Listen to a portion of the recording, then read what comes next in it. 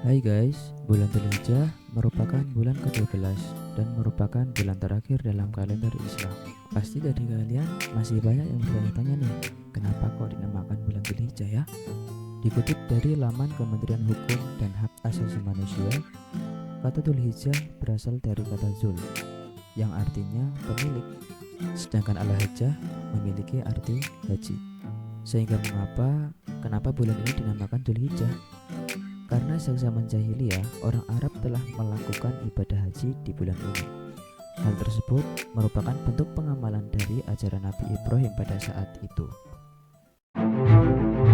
Di bulan Dzulhijjah ini, ada beberapa peristiwa yang mungkin kita harus ketahui. Dan berikut beberapa peristiwa di bulan Dzulhijjah. Mungkin dari kalian udah gak asing lagi nih sama istilah kurban. Pada saat itu, Nabi Ibrahim mendapatkan mimpi dari Allah Subhanahu wa taala yang menurutnya sangatlah aneh. Karena dalam mimpi itu, ia diperintahkan untuk menyembelih putrinya sendiri, yaitu Nabi Ismail alaihissalam. Mimpi itu gak cuma satu malam doang loh guys. Bahkan, mimpi itu sampai 3 malam. Singkat cerita, pada akhirnya Nabi Ibrahim menjalankan perintahnya. Tetapi sesaat sebelum Nabi Ismail disembelih, Allah Subhanahu wa taala menggantikannya dengan seekor kambing jantan yang berasal dari surga. Hingga saat ini, momen tersebut diperingati oleh umat Islam sebagai Hari Raya Idul Adha atau Hari Raya Kurban dengan menyembelih hewan kurban.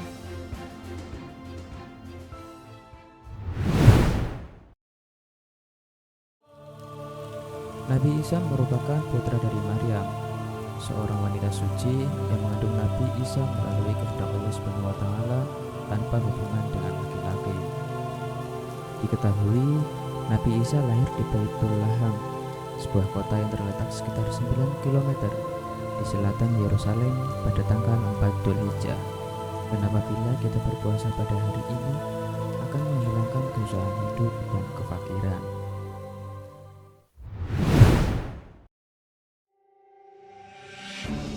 Kelahiran Nabi Musa telah diramal oleh para ahli nujum dan penyihir bahwa akan ada bayi laki-laki yang akan menghancurkan Raja Firaun yang memimpin Bani Israel pada masa itu. Karena hal tersebut, setiap bayi laki-laki yang lahir di dunia diperintahkan Raja Firaun untuk mengakhirinya hidup itu. Namun, atas izin Allah Subhanahu wa taala, Nabi Musa ditemukan oleh istri Firaun yang dikenal penyayang bernama Siti Asia. Sehingga ia ingin merawat bayi tersebut. Raja Firaun memang dikenal kejam, namun ia sangat sayang terhadap istrinya sehingga memberikan izin untuk merawat bayi yang ditemukan istrinya. Saat mengurusnya, Siti Aisyah memerlukan seorang yang dapat menyusui Nabi Musa. Diketahui pula saat itu Nabi Musa tidak mau minum susu, sebelum akhirnya bertemu dengan ibunya kembali yang saat itu ditemukan oleh Siti Asia untuk menyusui bayi yang ditemukannya itu.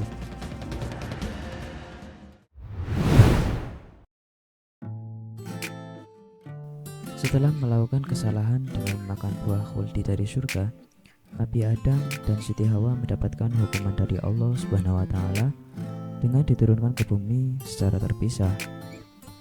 Pada akhirnya, Nabi Adam menyesali perbuatannya dan terus berusaha bertaubat memohon ampunan kepada Allah Subhanahu wa taala. Diketahui doa Nabi Adam ada di dalam Al-Qur'an, Surat Al-A'raf ayat 23.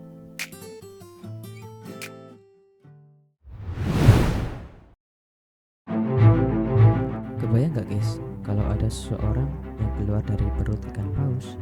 Nabi Yunus masuk ke dalam perut seekor paus atas kehendak Allah Subhanahu wa taala setelah dirinya meninggalkan kaum Ninawa yang bebal dan kafir.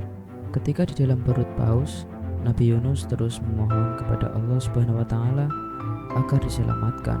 Peristiwa penyelamatan Nabi Yunus diketahui terjadi pada tanggal 2 Dzulhijjah dan masuk ke dalam Al-Qur'an surat Al-Anbiya ayat 87.